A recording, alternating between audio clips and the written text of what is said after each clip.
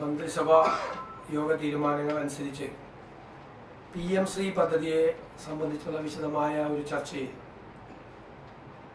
കഴിഞ്ഞ ഗവൺമെൻറ് PM-ശ്രീ പദ്ധതിയിൽ ഒപ്പുവെച്ചിട്ടുണ്ടായിരുന്നു. അപ്പോൾ ഇപ്പോൾ കേരള ഗവൺമെൻറ് അതിൽ പങ്കാളിയാണ്.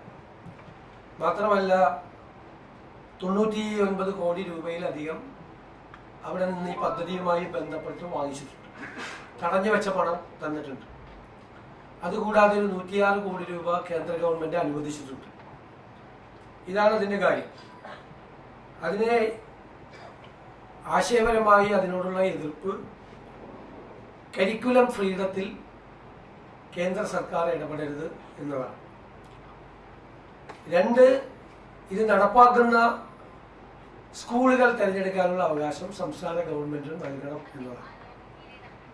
അപ്പോൾ ഒരു കാരണവശാലും കരിക്കുലം സ്വാതന്ത്ര്യത്തിൽ, അത് തീരുമാനിക്കാനുള്ള സ്വാതന്ത്ര്യത്തിൽ, സംസ്ഥാന സർക്കാരിനുള്ള സ്വാതന്ത്ര്യത്തിൽ ഇടപെടാൻ ഒരു കാരണവശാലും അനുവദിക്കില്ല.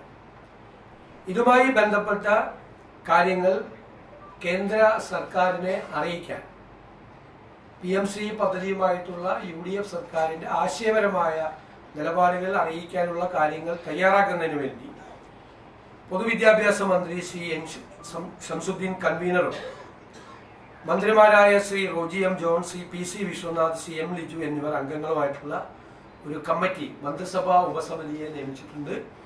അവർ റിപ്പോർട്ട് സമർപ്പിക്കും.